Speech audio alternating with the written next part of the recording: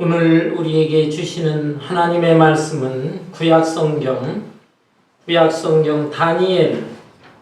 다니엘서 3장 16절에서 30절까지의 말씀입니다. 구약성경 1236페이지 다니엘서 3장 16절에서 30절까지 내용이 좀 깁니다마는 제가 한 절, 여러분 한 절 교독하겠습니다. 사드락과 메삭과 아벳느고가 왕에게 대답하여 이르되 느부갓네살이여 우리가 이 일에 대하여 왕에게 대답할 필요가 없나이다. 왕이여 우리가 섬기는 하나님이 계신다면 우리를 맹렬히 타는 풀물 가운데서 넘기고 전해지겠고 왕의 손에서 고치시리다. 그렇게 하지 아니하실지라도 왕이여 우리가 왕의 신들을 섬기지도 아니하고 왕이 세우신 금신상에게 절하지도 아니할 줄을 아옵소서. 느부갓네살이 불이 가득하여 사드락과 메삭과 아벳느고를 향하여 얼굴빛을 바꾸고 명령하여 이르되 그 풀무불을 뜨겁게 하기를 평소보다 7배나 뜨겁게 하라. 군대 중 용사 몇 사람에게 명령하여 사드락과 메삭과 아벳느고를 결박하여 극렬히 타는 풀무불 가운데 던지라 하니라. 그러자 그 사람들을 겉옷과 속옷과 모자와 다른 옷을 입은 채 결박하여 맹렬히 타는 풀물 가운데 던졌더라. 왕의 명령이 엄하고 풀무불이 심히 뜨거움으로 불꽃이 사드락과 메삭과 아벳느고를 붙든 사람을 태워 죽였고 이 세 사람 사드락과 메삭과 아벳느고를 결박한 채 맹렬히 타는 풀물 가운데 떨어졌더라. 그때 느부갓네살 왕이 놀라 급히 일어나서 모사들에게 물어 이르되 우리가 결박하여 불 가운데 던진 자는 세 사람이 아니었느냐 하니 그들이 왕에게 대답하여 이르되 왕이여 올소이다 하더라. 왕이 또 말하여 이르되 내가 보니 결박된 자는 네 사람이 불 가운데로 다니는데 상하지도 아니하였고 그의 제 모양은 신들의 아들과 같도다 하고 느부갓네살이 맹렬히 타는 풀무불 아기 가까이 가서 불러 이르되 지극히 높으신 하나님의 종 사드락 메삭 아벳느고야 나와서 이리로 오라 하매 사드락과 메삭과 아벳느고가 불 가운데에서 나온지라. 성석과 천사와 행정관과 왕의 모사들이 모여 이 사람들을 본즉 불이 등이 그들의 몸을 깨하지 못하였고 머리털도 굴리지 아니하였고 겉옷도 변하지 아니하였고 불탄 냄새도 없었더라. 느부갓네살이 말하여 이르되 사드락과 메삭과 아벳느고의 하나님을 찬송할지로다. 그가 그의 천사를 보내사 자기를 의뢰하고 그들의 몸을 바쳐 왕의 명령을 거역하고 그 하나님 밖에는 다른 신을 섬기지 아니하며 그에게 절하지 아니한 종들을 구원하셨도다. 그러므로 내가 이제 조서를 내리노니 각 백성과 각 나라와 각 언어를 말하는 자가 모두 사드락과 메삭과 아벳느고의 하나님께 경들이 말하거든 그 몸을 쪼개 그 집을 고름토로 삼을지니 이는 이같이 사람을 구원할 다른 힘이 없음이니라 하더라. 30절 다같이 왕이 드디어 사드락과 메삭과 아벳느고를 바벨론 지방에서 더욱 높이니라. 아멘 아멘. 중세시대 이탈리아의 유명한 문학가인 단테라는 사람은 그가 쓴 신곡이라고 하는 작품 속에서 지옥의 제일 밑바닥에는 세 사람이 있다라고 표현을 했습니다. 그 세 사람은 첫째 가론 유다이고 또 둘째는 브루터스, 셋째는 카이사스라는 사람이라고 했습니다. 가론 유다에 대해서는 우리가 잘 알죠. 예수님을 배신한 사람이고 또 브루터스와 카이사스라는 사람은 자기들의 상관인 시저, 또 로마의 최고 권력자인 이 시저를 죽인 사람들이었습니다. 그 유명한 단테라는 사람이 글을 쓰면서 왜 지옥의 가장 밑바닥에 이런 사람들이 있을 것이다 이렇게 표현한 이유가 무엇일까요? 그것은 한마디로 변절자, 배신자라고 하는 뜻입니다. 배신이라고 하는 것이 인간의 덕목 중에서도 가장 악한 덕목이다. 이것을 표현하고자 했던 것입니다. 여러분, 우리 한국 역사의 고려시대 때 정몽주라고 하는 충신이 있지요. 그 시대에 고려는 많이 쇠약해져 있었습니다. 그리고 반란자들이 나타나게 되었습니다. 그렇지만 정몽주는 충신이었어요. 이 반란자들은 어떻게 해서든지 이 정몽주를 회유하고 설득을 하려고 했습니다. 그래서 자기들 편으로 끌어들이려고 했지만 이 정몽주는 시를 통해서 자기의 마음, 자기의 심정을 고백을 했습니다. 유명한 시지요. 이 몸이 죽고 죽어 100번 고쳐 죽어 백골이 진토되어 넋이라도 있고 없고 임향한 일편단심이야 가실 줄이 있으랴. 임을 향한 일편단심, 고려 왕을 향한 마음, 또 고려라고 하는 나라를 향한 충성심, 그거에 대해서는 결코 내가 변할 수가 없다. 이러한 절개를 지켰어요. 그로 인하여 현실적으로는 피해를 입었습니다. 그는 정족들에 의해서 쇠방망이로 머리통을 얻어맞고 피를 흘리면서 죽었습니다. 그러나 정몽주라고 하는 사람은 역사를 통해서 이 길이길이 정말 이 사람은 진실한 사람이요 충신이었다. 청사에 길이 남는 그런 존경받는 인물이 되었던 것입니다. 여러분, 우리는 사랑과의 관계도 그렇고 나라를 향한 마음도 이렇게 일편단심의 마음을 갖는 것이 중요합니다. 그러나 이거보다 더 중요한 것은 하나님을 향한 마음입니다. 일편단심, 한자로는 한 조각 붉은 마음이다 라는 뜻인데 아주 올곧은 마음이에요. 올곧은 마음. 하나님을 향한 올곧은 믿음, 이것이 바로 일편단심의 믿음인 것입니다.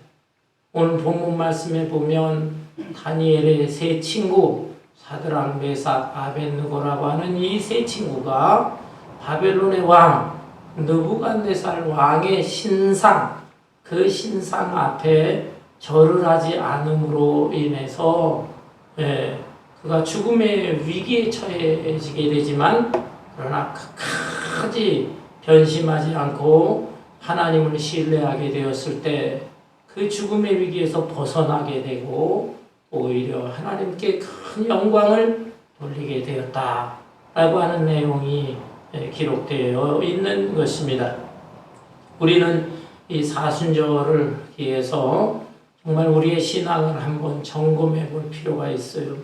우리의 신앙이 얼마나 진실한가, 얼마나 하나님을 향하여 독실한 믿음을 가지고 있는가. 특별히 오늘 본문 말씀에 나오는 다니엘의 세 친구 사드락, 메삭, 아벳느고와 같은 이런 믿음의 모습을 본받아야 되겠습니다. 먼저 이 다니엘의 세 친구 사드락, 메삭, 아벳느고의 믿음은 어떤 믿음이었을까요? 하나님을 유일하신 하나님이다. 유일하신 하나님으로 믿었던 것입니다. 바벨론의 왕 느부갓네살 왕은 BC 600년경 지금으로부터 2600년 전에 유다 나라를 공격을 했습니다. 그래야 많은 사람들을 포로로 끌고 갔어요. 그 중에는 다니엘과 다니엘의 세 친구, 이 젊은 청년들도 끼어 있었어요. 이 청년들은 아주 똑똑하고 총명한 사람들이었어요. 그래서 바벨론의 느부갓네살 왕은 이 청년들 비록 포로이긴 하지만 내가 잘 교육시키고 훈련시켜서 이 바벨론 제국의 큰 관직자가 되게 하겠다. 이런 마음을 가졌습니다. 그리하여 이 바벨론의 똑똑한 젊은이들과 함께 이 포로의 신분인 다니엘과 세 친구를 함께 기숙사에 모아서 특수 교육을 시켰습니다. 그런데 그때 음식을 먹는데 바벨론에서 제공하는 이 고기 반찬이 나오게 되었어요. 그렇지만은 이 다니엘과 세 친구들은 그 고기를 먹지 않았습니다. 왜냐하면 그 고기들은 대부분이 다 바벨론 우상의 제물, 우상 앞에 바쳐진 제물들이었거든요. 그래서 이 독실한 신앙인이었던 이들 청년들은 내가 이 고기를 먹고서는 안 되겠다 생각하고 채소만 먹게 됐어요. 그러자 이 훈련을 담당한 이 책임자가 걱정을 하게 되었습니다. 너희들 채소만 먹고 고기를 먹지 않으면 몸이 쇠약해져서 어떻게 이 교육을 받겠느냐, 먹어야 된다 막 강압을 했어요. 그러자 다니엘과 세 친구들은 아니라 우리가 채소만 먹고 견딜 텐데 다른 이 바벨론의 청년들하고 건강을 비교해 보라. 계속 채소만 먹었는데도 불구하고 훨씬 더 건강하고 그 얼굴에서 빛이 났다 그랬어요.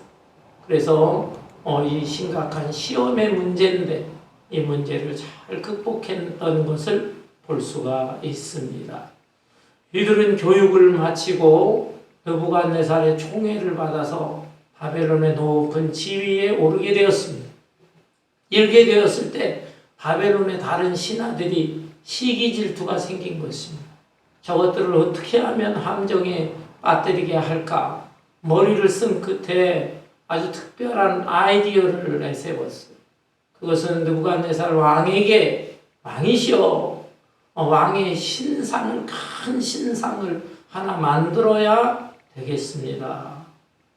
그 왕의 모양을 한 신상을 만들어서 모든 백성들이 절을 하게 하면 왕께서 이 바벨론 제국을 통치하는데 훨씬 수월할 것입니다. 라고 건의를 했어요. 이 건의를 듣고 느부갓네살 왕은 그 좋은 생각이다. 이 사람은 굉장히 그 욕망과 야망이 많았던 사람, 교만하기도 했던 사람이에요. 그래서 그렇게 하자. 모든 지금 유대 나라뿐만 아니라 다른 나라에서도 포로들이 끌려왔거든요. 그들을 하나로 통치하는 게 어려웠습니다. 또한 각 나라에 흩어져 있지만은 그게 다 바벨론의 식민지거든요. 그걸 통치하기 위해서는 정신적으로 하나의 중심을 잡게 함으로 하나 되게 하는 것이 필요했던 것입니다. 북한의 김일성도 평양 만수대에 김일성 광장이 있고 엄청난 김일성 동상이 있다고 하지 않습니까? 그 동상 앞에 절을 하게 하는 것입니다. 이런 방법을 쓰는 거예요. 그래서 이제 이 느부갓네살 왕의 신상을 만드는데 그 신상을 무엇으로 만들었느냐? 금으로 만들었어요. 금신상입니다. 금신상. 그 높이를 보면은 60규빗이라고 했는데 한 규빗은 어른의 팔꿈치에서 손가락까지의 길이를 말합니다. 45cm. 그것에 60규빗. 그러니까 높이가 한 27m. 건물로 말한다면 3m가 한 층이거든요. 그러니까 9층 내지 10층 정도의 건물에 어마어마한 느부갓네살 왕의 신상을 만들어 놓게 된 것입니다. 그걸 금으로 만들었다 그랬어요. 전체가 다 금인지 아니면은 속은 돌이나 쇠로 만들고 겉만 금칠을 한 것인지는 정확하게 알 수 없어요. 그렇지만 어떻든 엄청난 양의 금을 녹여서 금신상을 만든 것이고 그것이 만들어졌을 때 대낮에 햇빛을 받으면 얼마나 찬란하게 빛나겠습니까? 뿐만 아니라 밤에도 달빛을 받고 별빛을 받아도 너무나 웅장하면서 대단하게 보였을 것입니다. 그리고 그것을 평지에다 두라라고 하는 평지에 세우도록 했어요. 그러니 멀리서도 이 신상이 우뚝 서 있으니까 그 많은 백성들이 그 앞에서 와 대단하구나. 그리고 그 앞에서 절을 하게 되었던 것입니다. 그러나 다른 나라에서 끌려온 사람들은 본래 신앙이 다신교회예요. 자기네들도 우상을 섬기고 우상 앞에 절을 하는가 상관이 없었지만, 그러나 유대 나라에서 끌려온 다니엘과 세 친구들은 오직 유일하신 하나님만을 참 하나님으로 믿고 섬겼는데 어떻게 그 신상 앞에 절을 할 수가 있겠습니까? 절을 하지 않았던 것입니다. 그리하여 결국 이 소문을 누가 또 왕에게 고자질을 해서 이 세 젊은이들이 끌려오게 되었던 것입니다. 느부갓네살 왕 또 신하들은 이 금신상이 완성된 날 아주 크게 낙성식을 개최하게 되었습니다. 여러 악단 초청을 하고 또 신하들 백성들이 모이고 그런 축하의 자리인데, 그 자리에서 지금 다니엘의 제 친구들도 참석을 했어요. 그들에게 물어보게 된 것입니다. 여기에 왜 다니엘이 없었을까? 다니엘은 아마 출장을 갔는지 무슨 특별한 일이 있었는지 다니엘의 모습은 보이지를 않습니다. 오직 사드락, 메삭, 아벳느고 이렇게 참석을 하게 되었는데, 이때 느부갓네살 왕이 물어보는 것입니다. 소문에 의하면 너희들이 나의 총애를 그렇게 받고 높은 관직까지 얻었는데 내 신상 앞에 절을 하지 않는다는 소문을 듣게 되었다. 그것이 사실이냐? 지금 이 낙성식을 하는 이 자리에서 나의 신상 앞에 절을 하도록 해라. 그러면은 내가 너희들의 충심을 믿겠다. 만일 절하지 않으면 뜨거운 풀무불 속에 들어가게 될 것이다. 이렇게 위협을 받게 되었습니다. 그때 이 다니엘의 세 친구가 뭐라고 고백을 합니까? 오늘 본문 말씀을 보세요. 다니엘 3장 16절. 본문에 보니까 사드락과 메삭과 아벳느고가 왕에게 대답하여 이르되 느부갓네살이여, 우리가 이 일에 대하여 왕에게 대답할 필요가 없나이다. 두 번, 세 번 대답할 필요가 없습니다. 우리의 마음은 하나입니다. 진실합니다. 여호와 하나님만이 참된 하나님이십니다. 우리가 느부갓네살 왕을 왕으로서 높이고 왕으로서 존경할 수는 있지만, 그러나 왕을 살아있는 신으로 그렇게 섬길 수는 없습니다.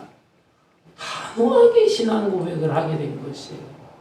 그러자 얼마나 이 느부갓네살 왕이 화가 났겠습니까? 이들을 풀무 속에 던지게 되었던 것이죠. 여러분, 며칠 전에 한국에서는 104주년을 맞는 3.1절 기념식을 치렀습니다. 3.1절이 무엇입니까? 우리 한민족이 일제치하에서 고통을 받고 있을 때 많은 사람들이 손에 태극기를 들고서 대한 독립만세, 이 한국의 독립을 위해, 자유를 위해서 그렇게 외쳤던 것을 기념한 날이죠. 그런데 독립선언문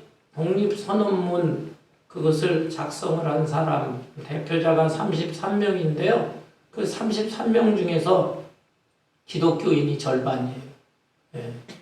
민족 대표 33명 중에서 16명이 크리스찬들이었습니다. 이들이 많은 박해를 받았어요. 그리고 또 일반 백성들도 또 많은 핍박을 받는데, 그 가운데 대표적인 사람이 누굽니까? 유관순 여사라고 하잖아요. 이 유관순 여사는 당시에 이화학당 고등부에 1학년에 재학 중에 있었다라고 했습니다. 그 쉽게 말하면 오늘날 고등학교 여고생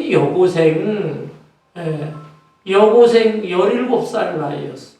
그럼에도 불구하고 감리교 신자인데 신앙이 독실했어요. 그리고 나라를 사랑하는 마음이 있었습니다. 그래서 우리는 하나님을 유일하신 하나님으로 섬긴다. 일본이 어떻게 일본의 그 조상 신을 천조 대신이라고 해요. 아마데라스 오미카미. 우리 한국 사람으로 말하면 단군. 그런데 한국 사람들은 단군을 그냥 조상으로 알고 있습니다. 그리고 단군을 신으로 섬기지는 않아요.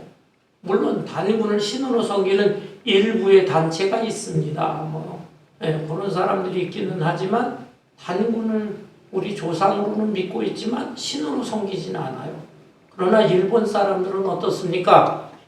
전조 대신 아마테라스 오미카미 이 신을 일본을 세운 건국 조상일 뿐만 아니라 신이라는 것이 그리고 그 신의 후예가 쭉 이어져서 오늘날의 이 천황, 황실을 이루게 되었다. 그래서 이 황실의 천황까지도 살아있는 신이다. 이런 생각하고 있는 거예요. 물론 지성인들은 그렇게 생각 안 하지만은 그래도 많은 사람들이 그냥 그 천황을 살아있는 신으로 이 전통적으로 그렇게 믿어온 것이죠. 일제시대에는 그게 심각했어요. 그래서 일본의 침략을 받고 식미 통치를 하던 우리 한국 민족에게 아마테라스 오미카미를 섬겨야 된다. 그리고 일본의 천황을 살아있는 신으로 섬겨야 된다. 옛날 로마 제국 때하고 똑같은 것입니다. 그런데 그것을 반대를 하게 된 거죠. 크리스찬들이 반대하고 유관순 여고생인데도 나는 그렇게 할 수가 없다. 내가 배운 성경을 통해서는 하나님만이 신이지 어떻게 일본의 천황이 신일 수 있느냐. 그것을 거부하다가 결국은 붙잡혀 체포당하고 저 충청도 천안 쪽에서 시위를 하다가 체포당하고 결국은 옥중에서 그렇게 세상을 떠나고 말았던 것입니다. 사랑하는 성도 여러분, 오늘날에는 우리가 이 편안한 시대의 신앙생활하고 있습니까? 한국이나 미국이나 종교의 자유가 있는 거예요. 얼마든지 우리가 기독교 예배를 드린다고 누가 뭐랄 사람도 없어요. 이렇게 편안한 시대임에도 불구하고 예배 드리는 거 그저 소홀하고 그냥 마지못해 억지로 신앙생활을 근근히 하고 한다면 우리가 어려운 상황에 처해지게 될 때 우리의 모습이 어떻게 변하겠습니까? 여러분, 자유롭고 편안한 시대 이런 때에 더욱 하나님을 독실하게 섬기고 그래야 이 환경과 상황이 어떻게 바뀔지 몰라는 거예요. 그래서 어떻게 변할지라도 우리는 하나님만이 참된 하나님이시다. 그 유일하신 하나님을 신실하게 섬길 수가 있을 것입니다. 다니엘의 세 친구 사드락, 메삭, 아벳느고 이 친구들은 유일하신 하나님을 믿었습니다. 두 번째로 이 사람들은 전능하신 하나님을 믿었어요. 전능하신 하나님 본문 17절에 보니까 왕이여 우리가 섬기는 하나님이 계시다면 우리를 맹렬히 타는 풀무불 가운데서 능히 건져내시겠고 왕의 손에서도 건져내시리이다. 느부갓네살 왕은 지금 너무너무 화가 났어요. 진노하게 되었어요. 자기가 그렇게나 아끼고 총애해서 비록 포로의 신분이지만 교육시키고 높은 관직까지 줬는데 이럴 수가 있는가. 화가 났어요. 그 풀무 속에 던지겠다고 했지만은 그러나 이 세 친구의 대답은 무엇입니까? 우리를 풀무 속에 던질지라도 하나님께서는 우리를 능히 건져내실 것입니다. 이게 상식적으로 맞는 말입니까? 그 엄청나게 뜨거운 풀무불, 용광로 불이에요. 그 단단한 쇳덩어리를 집어던져도 다 녹아버리는데 거기에 이 사람들을 집어넣으면 아마 1, 2분 안에 다 타져가지고 숨 막히고 태워져 죽을 것입니다. 살이 다 타고 뼈가 녹아지고 그런데 하나님께서 우리를 건지실 것입니다. 이렇게 고백한 거예요. 어떻게 이런 말을 할 수가 있는가? 너무너무 상식에 맞지 않는 말이에요. 도저히 우리가 합리적으로 이해할 수 없는 말이에요. 그런데 여러분, 우리는 이것을 알아야 합니다. 하나님께서는 우리에게 이성이라고 하는 것을 선물로 주셨습니다. 그래서 이성으로 생각을 하는데 이 생각은 무슨 생각을 하게 되는가? 대표적으로 두 가지를 생각합니다. 어떠한 사건이나 상황 속에서 이것이 옳으냐 그르냐 판단하는 생각을 합니다. 판단. 아울러서 우리의 앞날이 어떻게 될 것인가? 앞날에 대해서 어느 정도 예측을 할 수 있는 그런 기능이 있는 것입니다. 그러나 하나님이 인간에게 이것을 선물로 주었지만 완벽한 것은 아니다 이 말이에요. 우리가 판단을 할 때 분명히 이건 옳고 이거는 그르다 그렇게 확 다 판단하는 게 어렵습니다. 왜? 딴 사람들은 다르게 생각을 하거든요. 또한 앞날에 대한 예측하는 기능이 우리에게 있어서 미리미리 준비를 하고 계획을 세우고 살아가지만 그것이 다 맞는 게 아닙니다. 인간은 한계적 존재다 이 말이에요. 우리 인간을 뛰어넘는 분이 누구시냐? 바로 전능하신 하나님이신 것입니다. 하나님께서만이 천지 만물을 창조하십니다. 그리고 인간의 생각으로는 도저히 이해가 안 되고 불가능한 일일지라도 하나님께서는 얼마든지 가능하게 하시는 분입니다. 성경을 보세요. 얼마나 많은 기적적인 일들이 있었습니까? 모세가 이스라엘 백성을 이끌고 출애굽할 때 홍해 바다가 가로놓여졌지만 그 홍해를 하나님께서 갈라주셔서 건너게 하셨습니다. 그리고 광야 40년을 마치고 약속의 땅 가나안 땅에 들어갔을 때 가나안 땅의 첫 번째 성이 여리고 성이에요. 그 여리고 성이 얼마나 성곽이 높고 두텁습니까? 성 안에 있는 사람들 무기를 가진 군사들이 있었어요. 그들과 이스라엘 백성은 싸울 수가 없어요. 이스라엘은 광야 40년 고생하고 무기도 변변치 않은 오합지졸 같은 사람들이에요. 그런데 두려워하는 이스라엘 백성들에게 하나님께서는 뭐라 말씀하셨습니까? 여리고성을 갖다 매일 한 바퀴씩 돌아라.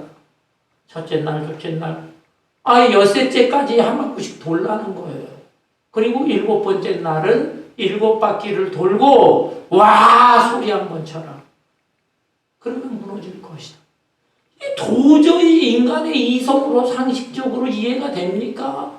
이해가 안 되는 거죠. 그러나 그들이 순종했을 때 놀라운 역사가 일어났어요. 여리고성이 무너져 버렸던 것입니다. 여러분, 엘리야 선지자 때 갈멜산의 그 역사도 마찬가지예요. 450명이나 되는 바알 우상을 섬기는 무리들, 그리고 하나님을 섬기는 이 엘리야 선지자 한 명, 450대 1 서로 대결을 하게 됩니다. 그 갈멜산에다가 제단을 쌓고 짐승은 제물을 올려놓고 오전 내내 바알의 450명의 무리들이 바알이요 옷을 찢고 막 부르짖고 하는데 아무 역사가 일어나지 않았어. 그때 엘리야가 나타납니다. 너희들의 신은 졸거나 잠자고 있느냐? 어디 외출을 했느냐? 조롱을 하면서 그가 무릎을 꿇어 하나님께 기도합니다. 오 살아계신 하나님이여, 하나님이여, 이 시간에 하나님께서 임하여 주옵소서.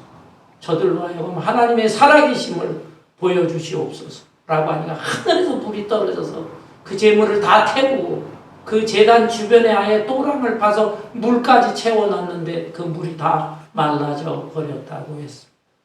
여러분, 이게 우리의 이성으로 상식으로 이해가 갑니까? 이해가 안 가요. 그러나 놀라운 기적이 임합니다. 그리고 그 기적은 인간이 생각할 때 기적이지 하나님 편에서 볼 때는 아무런 기적이 아니에요. 하나님으로서는 얼마든지 당연하게 하실 수 있는 것이다. 이런 말씀입니다. 자, 이 본문에 나오는 이 다니엘의 세 친구들은 왕이 우리를 갖다 풀무 속에 던질지라도 전능하신 하나님께서 우리를 다 지키시고 보호해 주실 것입니다. 고백을 했습니다. 여러분, 우리의 경우에 있어서도 중한 질병에 걸린다, 또는 사업에 어려움을 당한다, 또 자녀의 문제라든 도저히 내 인간적으로 생각을 할 때 길이 안 보이는 경우가 있습니다. 이런 경우에도 낙심하지 말고 우리가 진실한 마음으로 하나님을 바라보게 될 때, 하나님께서 우리의 중심을 보실 때에 오늘날 이 시대에도 놀라운 기적은 일어날 수가 있는 것입니다. 너무 우리의 상식이나 이성으로만 생각할 것이 아니고 너무너무 절박한 상황 속에서 정말 모든 것을 내놓고 하나님을 바라보면 전능하신 하나님은 오늘날에도 역사하시는 줄로 믿습니다. 아울러서 이 다니엘의 세 친구들은 어떤 믿음의 사람들이었는가? 하나님의 섭리하시는 하나님을 믿었습니다. 본문 18절에 보니까 그렇게 하지 아니하실지라도 왕이요 우리가 왕의 신들을 섬기지도 아니하고 왕이 세우신 금신상에게 절하지도 아니할 줄을 아옵소서. 그러니까 왕이요 왕이 풀무불 속에 우리를 던질지라도 하나님이 우리를 구해 주실 것입니다. 그런데 혹시 하나님께서 그렇게 하지 아니하실지라도 그리하지 아니하실지라도 우리가 그냥 설령 죽는다 할지라도 우리는 결코 왕의 신상 앞에 절하거나 섬기지 않겠습니다. 라는 고백입니다. 그들은 왜 이런 고백을 했을까요? 그것은 하나님의 섭리를 믿었던 것입니다. 하나님의 생각은 나의 생각보다 더 높다. 하나님의 길은 나의 길과 다르다. 그래서 하나님의 생각이 너무너무 깊어서 내 생각과는 달리 그냥 우리가 여기서 죽을지라도 거기에 하나님의 오묘한 섭리가 있을 것이다.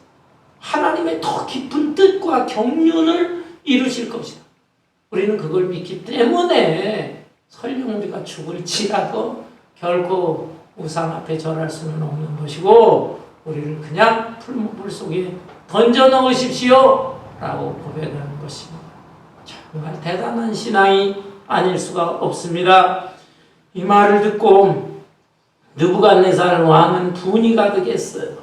본문 19절부터 보니까 느부갓네살이 분이 가득하여 사드락과 메삭과 아벳느고를 향하여 얼굴빛을 바꾸고 명령하여 이르되 그 풀무불을 뜨겁게 하기를 평소보다 7배나 뜨겁게 하라. 풀무불을 평소보다 7배 더 뜨겁게 하라고 그랬습니다.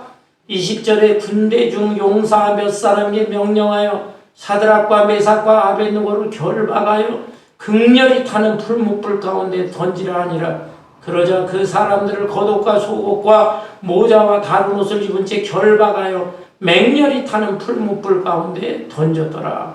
그래서 용사 몇 사람이 이들을 붙잡아서 옷이 입혀진 채 그들을 던져버렸습니다. 22절에 보면은 왕의 명령이 엄하고 풀무불이 심히 뜨거움으로 불꽃이 사드락과 메삭과 아벳느고를 붙은 사람을 태워 죽였고 이 세 사람 사드락과 메삭과 아벳느고는 결박된 채 맹렬히 타는 풀무불 가운데 던져졌더라. 그 불이 얼마나 뜨거웠던지 이 세 청년을 갖다 집어던진 그 병사들 그 불가에 있었던 군인들 이들이 다 타져 죽었다고 그래서 타져 죽었다. 그만큼 뜨거웠다 이 말. 그런데 이 던져진 세 청년들에게는 무슨 현상이 나타났습니까?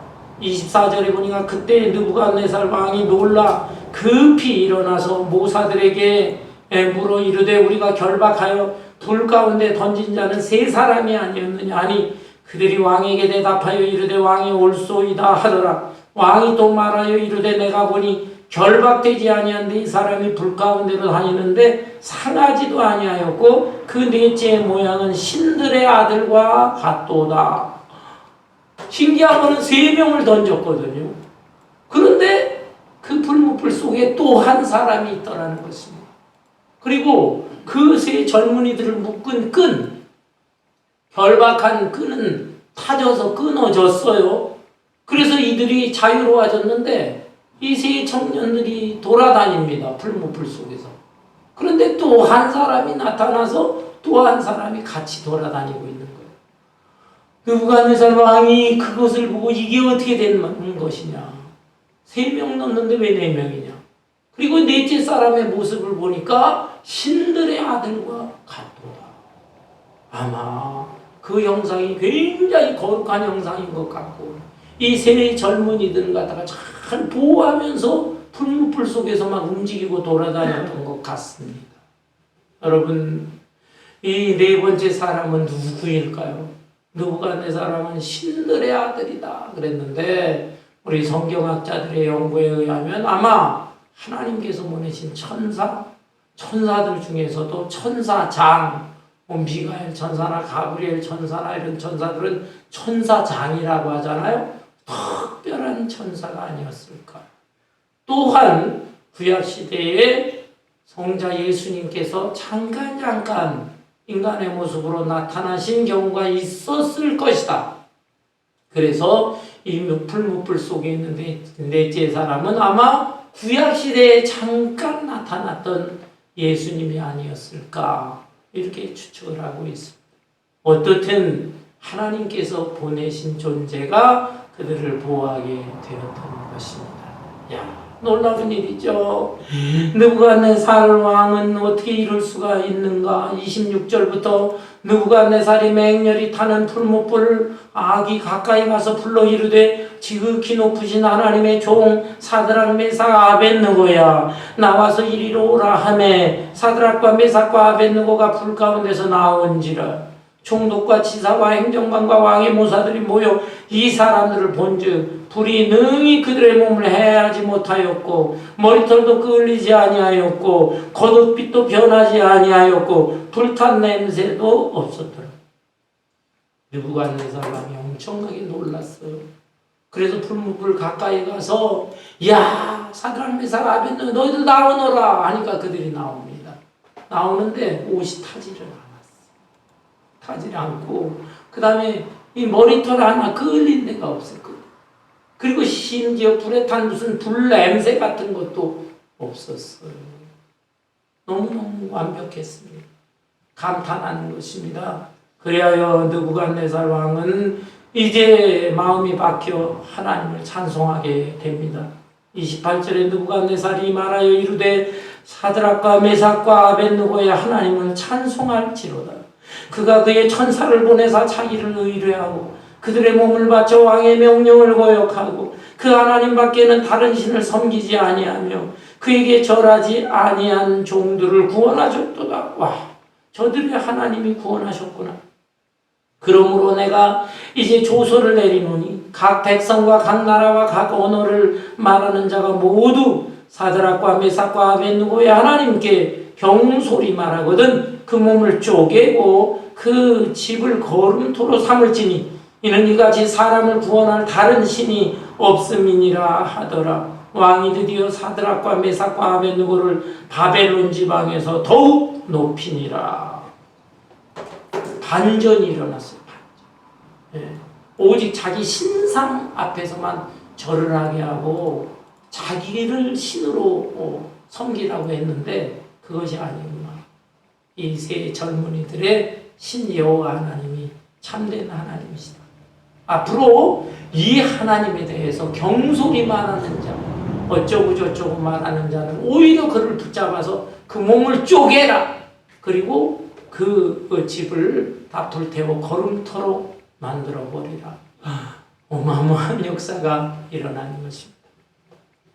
사랑하는 성도 여러분, 여러분은 신앙이라고 하는 것이 도대체 무엇이라고 생각합니까? 신앙생활은 또 왜 한다고 생각합니까? 대부분의 사람들은 신앙생활하는 이유가 축복을 받기 위해서 신앙생활한다. 신앙생활하면서 내가 건강의 복도 받고 물질의 복도 받고 자녀의 축복도 받고 그것을 목적으로 합니다. 물론 그 복이 임하지 않는 건 아니에요. 그러나 이러한 육신의 복 이전에 더 중요한 우리가 신앙생활을 하는 그 이유가 있는 것입니다. 그것은 바로 창조주 하나님이요. 내 생명의 주인 되신 하나님, 그 하나님의 존재, 살아계심을 나타내게 하기 위해서 내가 신앙생활하는 것입니다. 곧 하나님은 살아계시다. 그리고 하나님의 영광, 그 하나님을 높이기 위해서 내가 신앙생활을 하는 것입니다. 그런데 이렇게 하나님의 존재를 드러내게 하기 위해서 때로는 내 일이 무조건 잘 풀리기만 해서는 아니에요. 내가 어려움에 당할 수도 있어요. 우리 기독교 신앙을 우습게 여기고 조롱하는 사람에게 핍박을 당할 수도 있어. 괴로움을 당할 수도 있어. 그럼에도 불구하고 꿋꿋하게 괴로울 때나 즐거울 때나 또 기쁠 때나 슬플 때나 어떠한 환경과 상관없이 내가 하나님을 진실하게 섬길 때 저 사람이 믿는 하나님은 도대체 어떤 하나님인가? 진짜 하나님인가 봐. 그리고 저 사람은 진짜 예수쟁이구나. 이렇게 인정하게 되는 것입니다. 이것이 더 먼저예요.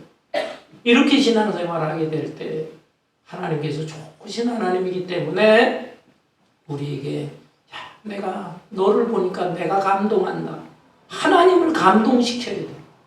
하나님을 감동시킬 때 하나님께서 보실 때 내가 보니까 네가 정말 너무나 어렵고 힘든 처지에 있구나. 내가 너에게 복을 내려주리라. 이렇게 해서 하나님에게 먼저 인정을 받은 다음에 복이 덤으로 오게 되는 것입니다. 이 다니엘의 세 친구 사드락 메사가 아벳느고 불문불에 그 위험, 죽음의 위험 속에서도 끝까지 신앙의 절개를 지킬 때에 하나님이 정말 살아계신 하나님이다 라고 하는 그것을 하나님의 마음을 감동시킨 것이고 거기에서 놀라운 역사도 일어나게 된 것이고 마침내 그 왕권이 절대 권력이라고 생각했지만 그 왕권을 가진 느부갓네살의 마음도 변화시켜서 이 어마어마한 신앙의 그 역사가 일어나게 되었던 것입니다. 여러분, 우리 한국교회 지금 한 120년, 30년 이렇게 됐는데요.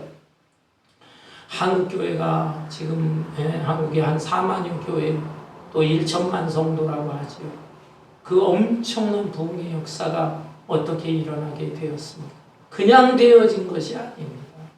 거기에 정말 눈물과 땀을 흘리고 희생의 피를 쏟으면서 기도하고 헌신한 사람들 때문에 되어진 것입니다. 우리 이민교회도 마찬가지. 이민교회가 그냥 된 줄 아세요? 100여 년 전에 한국에서 노동자로 하와이로 온 사람들 사탕수수밭에서 하루에 18시간씩 일을 했다고 그래요. 손톱이 빠지고 여기저기 그 사탕수수에 찔려가면서 그러면서도 신앙을 지켰고 나라의 독립을 위해서 헌신했고 그들의 후손들에 의해서 저기 샌프란시스코, LA를 중심으로 미전역에 이민교회들이 세워지게 되었던 것입니다. 그런데 오늘날 이 편안한 시대 속에서 우리는 지금 그들의 그 믿음의 선배들의 우리의 조상들의 신앙을 얼마나 이어가고 있는가 우리 자신을 한번 반성해야 되겠습니다. 한국교회에 여러 순교자들이 있는데 그 순교자들 중에서 가장 대표적인 순교자 하면 누구를 꼽습니까? 주기철 목사님을 꼽잖아요. 평양의 산정현 교회 그 교회를 심호하셨던 주기철 목사님 신사참배를 거부하다가 옥살이를 하게 되고 나중에 순교하게 됐는데 옥살이를 하다가 또 자꾸 풀려나요. 조금씩 풀려났다 또 잡혀 들어가고 그런데 그가 마지막에 산정현 교회에 와서 마지막 설교를 하고 옥에 갇히다가 순교를 했는데요.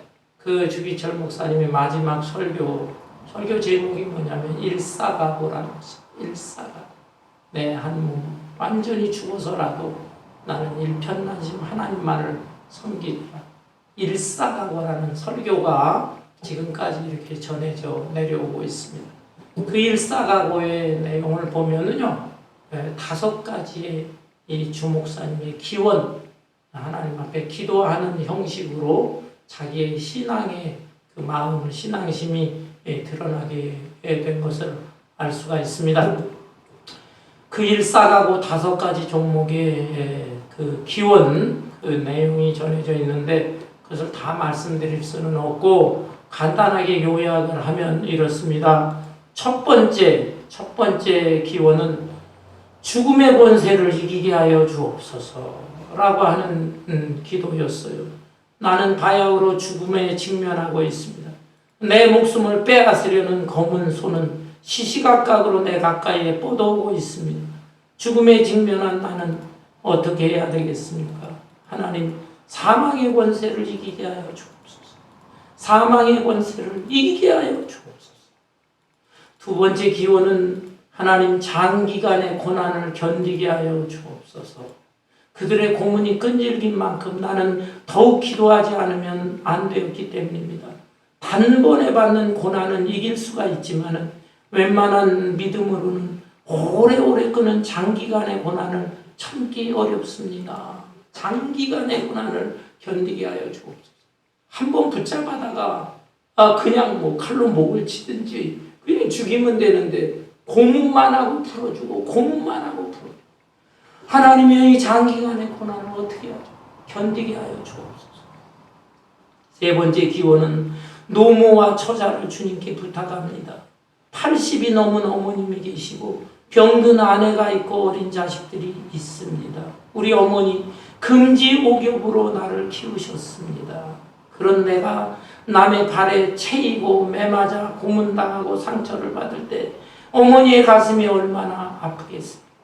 그리고 남편이 아내를 사랑하고 아내가 남편을 연모하는 것은 인지상정인데 병약한 아내를 두고 나는 남편 된 의무를 다 못다하고 떠나게 됩니다. 그리고 세상에 제 자식을 돌보지 않는 자가 어디에 있겠습니까?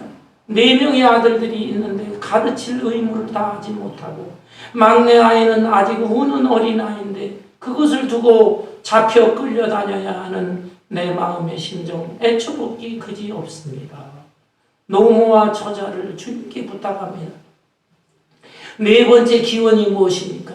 의에 살고 의에 죽도록 하여 주옵소서. 사람이 세상에 태어나 마땅히 행해야 할 의리가 있습니다. 나라의 신민이 되어서 신하가 되어서 충절의 의의가 있지만 예수 그리스도를 믿는 그리스도인으로서 신앙의 정조가 있습니다. 오 하나님 의에 죽고 의에 살게 하여 주옵소서. 여러 산정형교회 성도 여러분도 의에 죽고 의에 살으십시다. 예수님께 향한 의를 버리고 산다는 것은 개짐승의 삶만도 못한 것입니다. 다섯 번째, 오 하나님 내 영혼을 주님께 부탁합니다. 옥중에서나 사형장에서나 내 목숨이 어디에서 끊어질지 모르는데 내 목숨이 끊어질 때 내 영혼을 받으시옵소서. 더러운 땅을 밟고 내 발을 씻어서 내 더러운 땅을 밟고 살던 내 발을 씻어주셔서 나로 하여금 하늘나라 천국의 황금길을 걷게 하여 주옵소서. 아멘. 내 영혼을 받아 주옵소서. 할렐루야. 이것이 주기철 목사님의 남겨놓은 마지막 일사각오라고 하는 설교인 것입니다.